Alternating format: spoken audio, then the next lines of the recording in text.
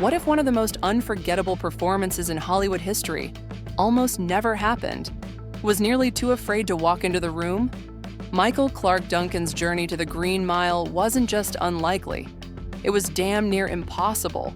And now, decades later, the truth behind the role and the man who embodied it feels even more profound than the movie itself. Let's go back to the beginning, before red carpets, before award season, before he was ever called a breakout star or Oscar nominee. Michael Clarke Duncan was doing manual labor in the streets of Chicago, digging ditches, pouring concrete, working 12-hour shifts under the sun just to keep his family afloat. He was raised by a single mother who begged him to stay away from gangs and drugs. He listened, and in his quiet strength, he found jobs where he could use his size and protect people. He became a bouncer, then a bodyguard, protecting A-listers like Will Smith, Martin Lawrence, Jamie Foxx, and LL Cool J. But acting? That was a dream too big to say out loud. He didn't go to Juilliard. He had no agent, no headshot. He just knew he wanted more, and that something inside him, something pure, was waiting to be seen. Then came The Green Mile, a 3-hour supernatural prison drama based on a Stephen King novel. Not exactly a sure bet in Hollywood. Director Frank Darabont was casting a character unlike anything the screen had ever seen. John Coffey, a gentle giant, a miracle worker, a wrongfully convicted black man with a soul so tender it could heal. Duncan read the script and froze. He told his manager, "This isn't me. I'm not actor enough for this." But his manager pushed him hard, told him this wasn't just a role. It was his moment. So he went to the audition, terrified. He stumbled over lines. His nerves nearly sabotaged the whole thing. But then, he delivered that line, "I'm tired of people being ugly to each other."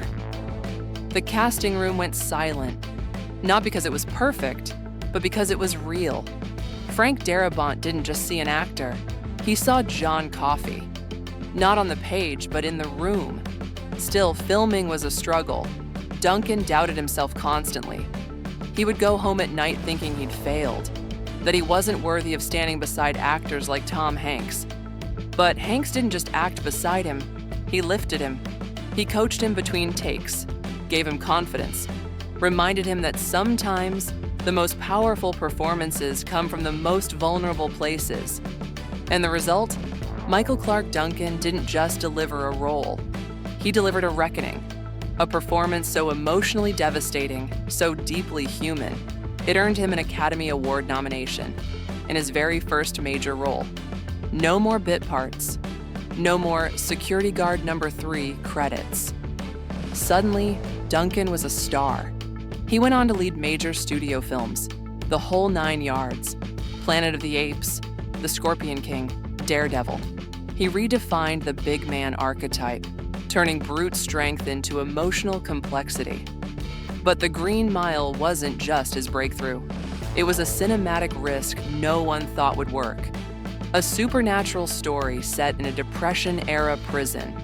Miracles, racism, death row, all woven into one sprawling narrative. Studios hesitated. Critics weren't sure. The box office? Respectable. The reviews? Divided. But then, quietly, it began to grow. On home video, on cable, through whispered recommendations. It became one of the most watched films of the decade. Why? Because it doesn't give you easy answers. It gives you questions. Questions about cruelty, about injustice, about the prison system, about who we let die, and who we choose to save. It doesn't spoon-feed redemption. It makes you ache for it. There's something almost sacred about the way it lingers. The sound of rain hitting the windows during the final walk. The childlike wonder of Mr. Jingles. The mouse that meant everything. The endless corridor bathed in green light, leading not just to death, but to truth. And at the center of it all, Michael Clarke Duncan, A man who stood 6'5" but played his role with the tenderness of a broken-hearted child. This wasn't a performance. It was a confession, a prayer, a miracle wrapped in a body built to endure. He showed us what grace looks like in a cruel world. And now, years after his untimely death in 2012, that performance feels even more sacred. Because Michael Clarke Duncan didn't just change the course of his own life. He changed the lives of every person who ever saw that film. The Green Mile is no longer just a movie. It's a time capsule, a spiritual gut punch, a reminder that sometimes the purest souls are the ones who suffer the most. So if you've seen it, watch it again. And this time, don't just watch, feel. Because what Duncan gave us wasn't just unforgettable, it was immortal, and we're still carrying it.